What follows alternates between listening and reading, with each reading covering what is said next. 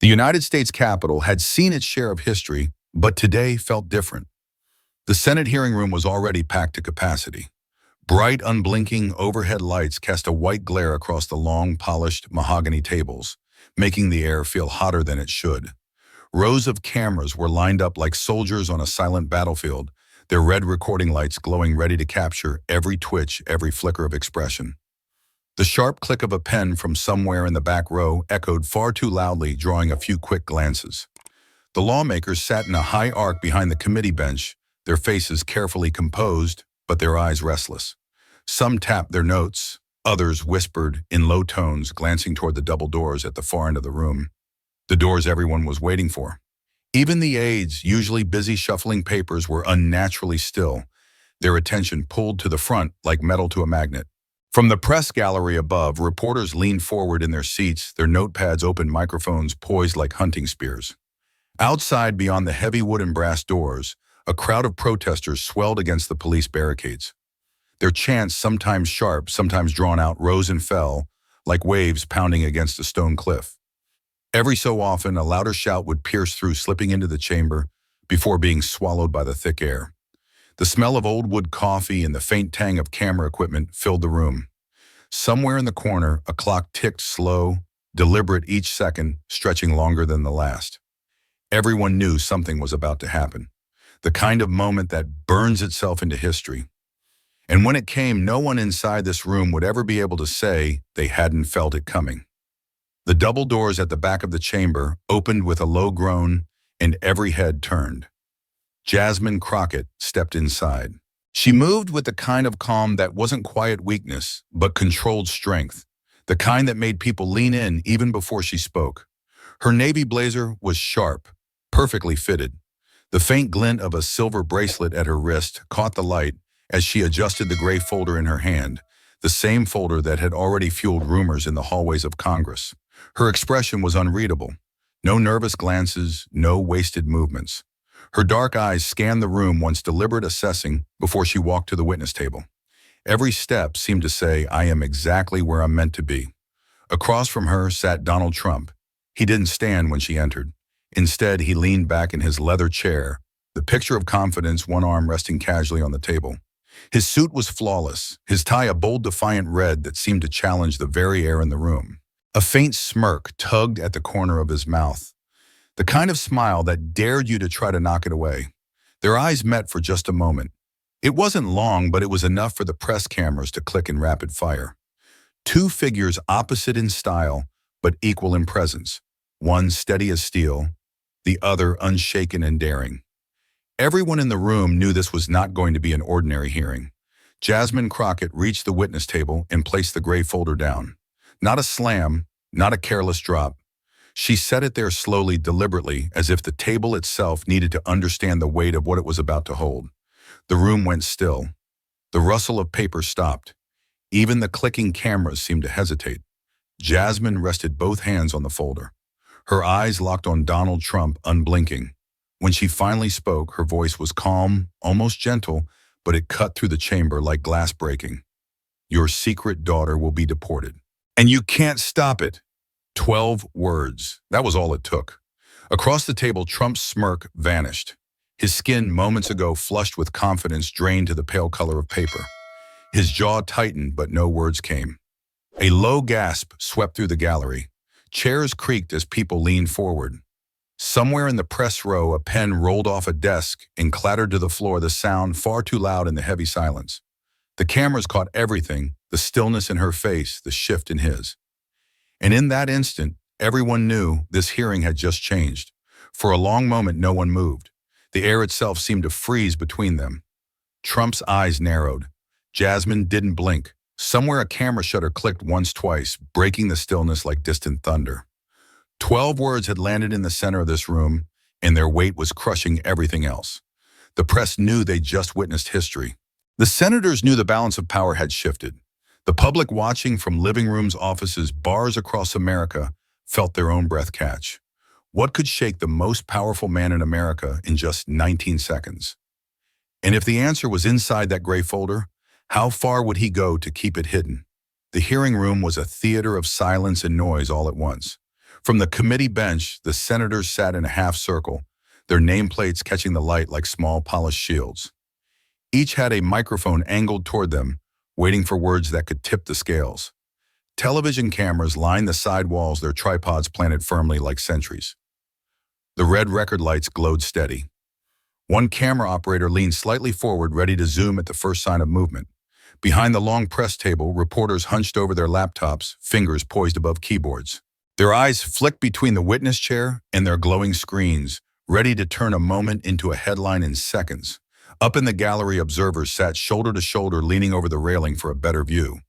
Some clutched programs. Others held their phones high, recording for the world outside. Through the thick wooden doors, the muffled roar of the protest was constant, a living heartbeat outside.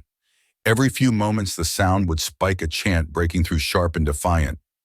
It was a reminder that this was not just a hearing. It was a public reckoning, and the whole country was listening. Donald Trump adjusted the microphone with a casual flick of his hand. He leaned back in his chair, one eyebrow slightly raised, his smirk curling just enough to signal he was ready to take the shot. Congresswoman Crockett, he began, his voice carrying the smooth confidence of a man who'd stood in this arena 1,000 times. I've seen a lot of people come through here trying to make a name for themselves, and I have to say, you might be one of the most eager. A ripple of chuckles moved through the gallery behind him, allies and staffers who recognized the performance. Trump let the laughter breathe for a moment before continuing. "You're not here for the facts," he said, leaning forward slightly, his tone sharpening. "You're here for the cameras, for the headlines, for your next viral clip on social media." Each pause was deliberate, as if he were driving nails into the table with his words. He gestured vaguely toward the row of cameras, his gold cufflink catching the light. "Look at this. The press is eating it up. You're giving them exactly what they want. Congratulations." The words hung in the air, thick with sarcasm. Trump sat back, folding his hands loosely in front of him, his eyes fixed on Jasmine like a cat watching for the slightest movement of its prey. Jasmine didn't flinch. She didn't rush to answer, didn't even shift in her seat. Her hands stayed resting lightly on the gray folder, fingertips barely touching the edges, as if it were an anchor holding her in perfect balance. The murmurs from Trump's allies rolled past her like distant traffic. Her gaze never left him. It wasn't the glare of anger, nor the sharpness of a sudden reaction. It was steady and blinking, the look of someone who had already read the last page of the story. Slowly, she tilted her head just a fraction, as if weighing the exact value of his words and finding them irrelevant.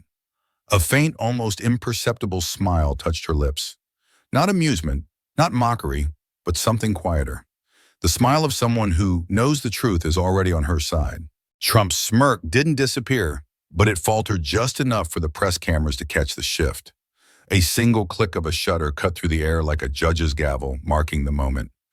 Jasmine leaned forward slightly, not to speak, but to let him and everyone watching feel the space closing between them. In that moment, she didn't have to say a word. The room could already sense it. She was in control. It sat there plain and unassuming, yet every eye in the room kept drifting back to it. The gray folder, no labels, no markings. Just a smooth cover, its edges slightly worn as if it had traveled far to get here. The press lenses couldn't resist it. Each time the cameras swept the table, they lingered a second longer on that single object, as if they too sensed it wasn't just paper inside. Jasmine's fingertips rested on it like a guard protecting something fragile or dangerous. She never opened it. Not yet. But the way she touched it, the way she shifted it slightly closer to her, made it feel alive, like it was waiting for the right moment to speak. Trump's eyes flickered toward it once, then away as if refusing to give it weight. But the cameras caught that glance. They always do. Whatever was inside that folder, it wasn't just evidence. It was a story, one that could turn this entire hearing and maybe more upside down. Jasmine didn't reach for the gray folder yet. Instead, she slid a single sheet of paper from the stack beside her and held it up for the committee to see. Her voice was steady, almost clinical, but every word landed like a measured strike. "Mr. Trump, you've called immigration the greatest security crisis in modern history." She glanced down at the page, then back at him. "But the facts don't match your story." She began reading short, sharp bursts of truth. Crime rates among documented immigrants lower than native-born citizens. Border arrests down by 20% in the last 2 years. Economic contribution from immigrant workers over $2 trillion annually. Each statistic was a blade slicing through the narrative he'd built. The press gallery leaned in, pens scratching faster. Trump's fingers tapped a slow, deliberate rhythm on the desk, the sound caught by every microphone in the room. Jasmine didn't raise her voice. She didn't need to. The numbers spoke for themselves, and the weight of them was already shifting the air. Then Jasmine reached into the gray folder. She pulled out a worn document, official, marked with bold headers and stamps. Holding it up for the cameras, she said quietly, "This is the 2019 priority deportation list." Eyes in the room sharpened. She flipped the page slowly, deliberately, then pointed to a name near the top. Caroline Trump. The words hit like a thunderclap. Murmurs erupted across the gallery. Pens froze mid-sentence. Even Trump's lawyers exchanged uneasy glances. Jasmine's voice didn't waver. That name belongs to someone flagged for immediate removal, and yet she let the silence stretch thick and heavy. The question hung in the air. Why was a name matching the president's own family on a deportation list? The name Caroline Trump dropped into the room like a thunderclap.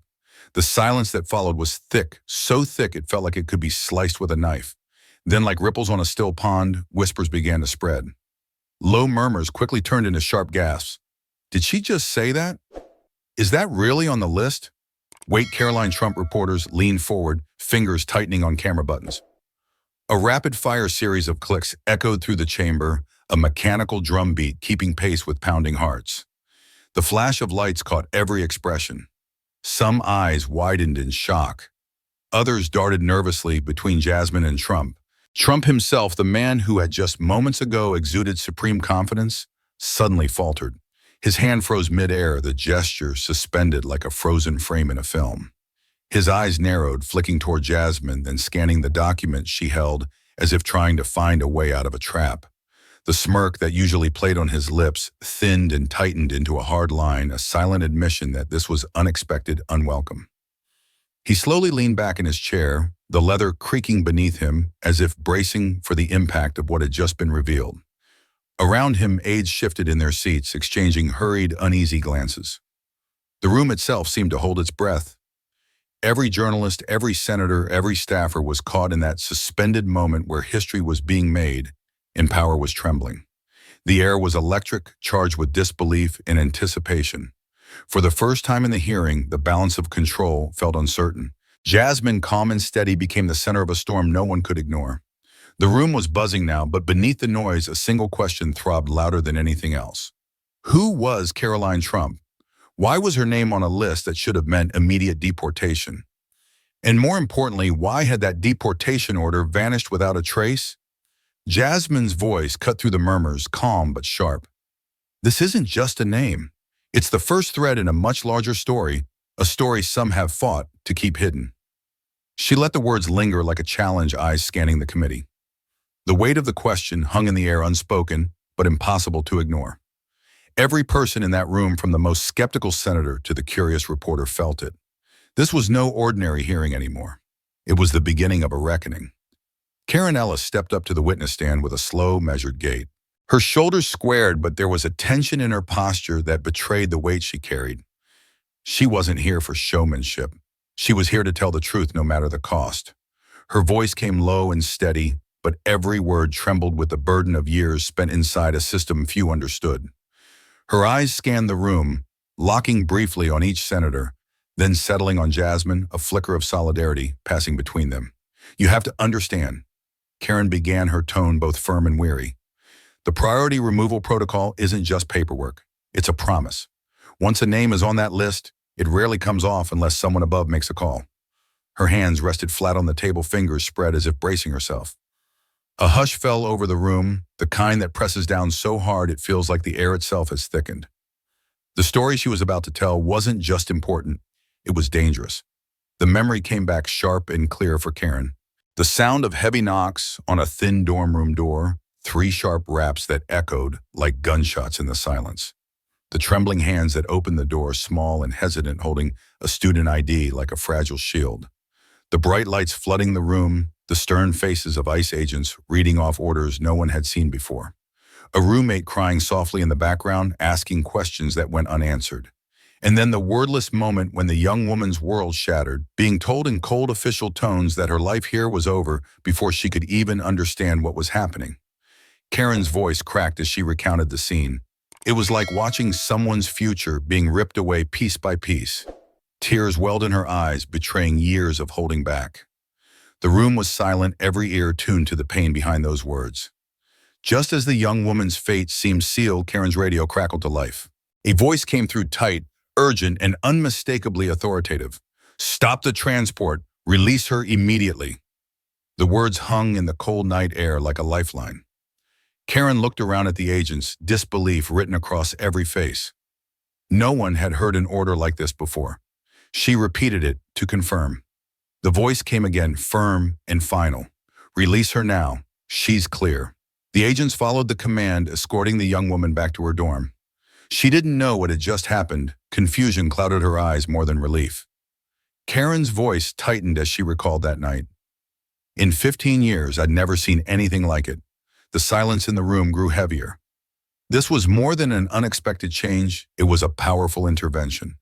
Karen's voice softened her eyes, glistening with unshed tears. She looked out across the room, not just at the senators, but at every person watching. "Think about the others," she said quietly. "The ones who didn't have a family to call for help. The ones whose names stayed on those lists. The ones who were taken away in the dead of night, without mercy, without a second chance." Her hands trembled as she folded them, a physical echo of the heartbreak she carried inside. "If it hadn't been for the power behind that call," she whispered, "those people, they wouldn't be here today." The chamber fell silent again, but this time the silence was heavier, filled with the weight of countless unseen stories. April Johnson stepped into the spotlight with a quiet confidence, a slim leather portfolio clutched tightly in her hands. She addressed the committee with a voice steady and clear, ready to lay bare the paper trail that few dared to follow. From her portfolio, she slid out a series of bank statements, each document meticulously marked with dates, amounts, and recipients. These transfers, she explained, total over $100 million sent to a Miami law firm specializing in immigration cases. Her gaze swept across the room, making sure every eye caught the significance. The first payment arrived less than 24 hours before the young woman's sudden release from ICE custody. She let that hang for a moment, allowing the weight of the timeline to sink in. Whispers rippled through the chamber as reporters scribbled furiously. The room charged with the undeniable power of money and influence. April Johnson wasn't done. She reached deeper into her portfolio, pulling out a set of call logs, detailed, time-stamped, and unmistakably official. Within 72 hours, she said, holding up the documents for all to see, 4 calls were made from the White House switchboard directly to ICE headquarters. The room tensed. She began walking through the timeline calls late at night outside of regular hours, each one lasting minutes, not seconds. "These aren't routine calls," she explained. "They require direct clearance from the highest levels." Trump's legal team shifted uncomfortably in their seats. Some exchanged worried glances, others whispered urgent counsel. The committee watched, silent but attentive, the undeniable power of these calls hanging heavy in the air. The room fell into a deep, expectant silence as the technician prepared to play the audio. Every eye fixed on Jasmine, who sat poised, hands folded, gaze steady. The crackle of static filled the chamber. Then a voice, unmistakable, deliberate and chilling, broke through. "This is the president." The words that followed sent shockwaves through everyone listening. "Remove that name from the list because she's family. Do it immediately. It'll handle the rest." Gasps erupted. Cameras zoomed in on every stunned face. Trump's expression, hardened, jaw clenched, but he remained silent. The weight of the moment pressed down on the room like a tidal wave. The highest office in the land caught ordering the erasure of a deportation order for personal reasons. The moment the recording ended, a hush fell so deep it felt like the air itself had been sucked out of the room. No one moved, no one breathed. The gravity of what they had just heard sank in, slowly crushing everything else. Reporters sat frozen, pens paused midair. Senators stared ahead, eyes wide but unreadable. Staffers exchanged glances laden with disbelief and fear. Outside the chamber, millions at home were glued to their screens, hearts pounding. They knew they were witnessing something historic, something raw, real, and irrevocable. Trump's usual bravado was nowhere to be seen.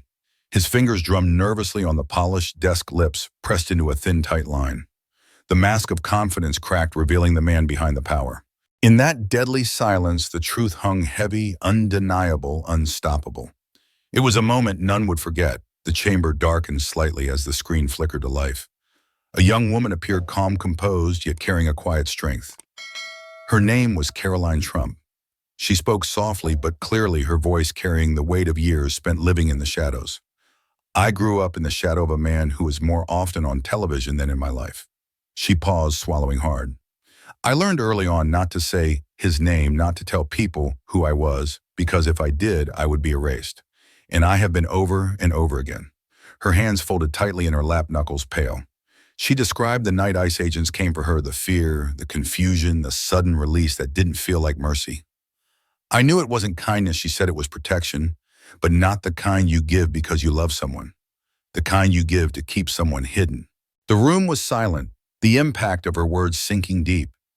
Caroline's voice wavered for the first time, her hands clenched tighter in her lap, knuckles turning white. I'm tired, she said, her words barely above a whisper. Tired of hiding, tired of pretending I don't exist. The room seemed to hold its breath.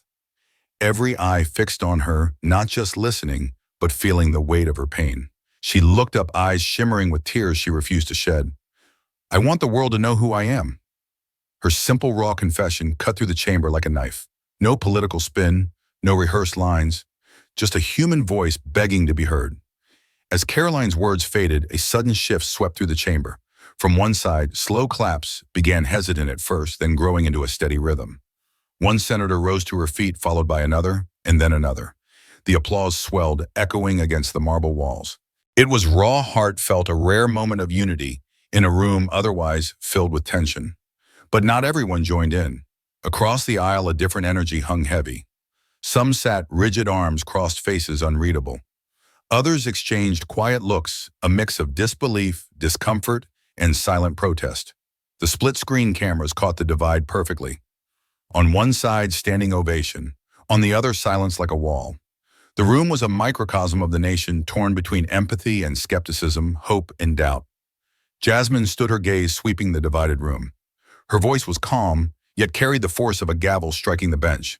This isn't about party lines. This isn't about politics. This is about humanity. She paused, letting the words settle like a stone dropped into still water. This young woman's life isn't a political pawn. It's a human life full of dreams, fears, and the right to exist. Her eyes met those of every senator, piercing through the walls of skepticism and doubt. If we can't agree on that, then what are we even doing here? The room fell silent. Even those who'd opposed her earlier seemed to hesitate. The power of her words hung in the air, undeniable and true. The marble steps of the Capitol were alive with sound. Hundreds had gathered, voices rising in unison. One law for all signs waved like flags in the brisk wind. Some bore the blurred image of the young woman, her eyes pixelated, but her story unmistakable. Others held messages demanding justice and an end to selective enforcement.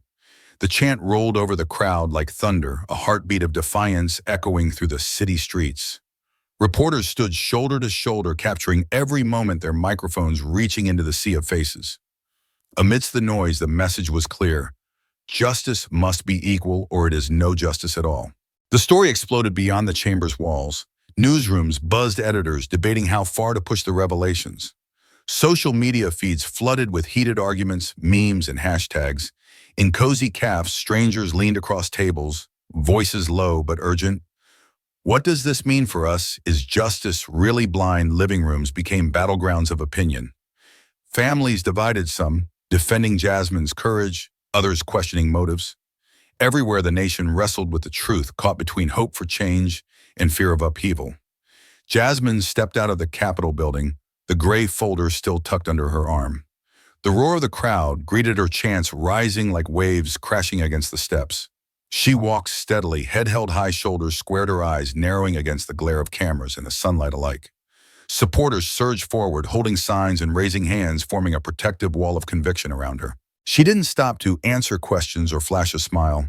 Her presence spoke louder than any words, a beacon of bravery standing tall in the face of overwhelming odds. Above, a camera captured the scene in a wide shot, a single figure moving resolutely through a sea of faces and banners. The chant grew louder, steady, like a heartbeat echoing justice and hope. As the chants echoed and the crowd surged, the camera slowly zoomed in on Jasmine's determined face. Her eyes held a quiet challenge, daring every viewer to reflect. When injustice stares you down, her voice seemed to whisper through the screen, "Will you stay silent, or will you stand up and speak the truth?" The question hung heavy and unyielding. A call to courage that reached beyond politics, beyond headlines, into the heart of every person watching. The screen faded to black, leaving only the words lingering. Choose to be the voice. This story reminds us that truth isn't always easy or safe to tell, but silence in the face of injustice is its own form of consent. Standing up, speaking out, even when the odds feel overwhelming, is what moves the world forward. Each of us has a choice. Will we stay silent, or will we be the voice for those who cannot speak? If this story moved you, don't let the silence win. Subscribe now to Mr. Exposed Stories, where courage breaks the silence and truth always stands tall. Hit the bell so you never miss a story that challenges, inspires, and empowers. Together, let's stand up and speak the truth, because change begins with us.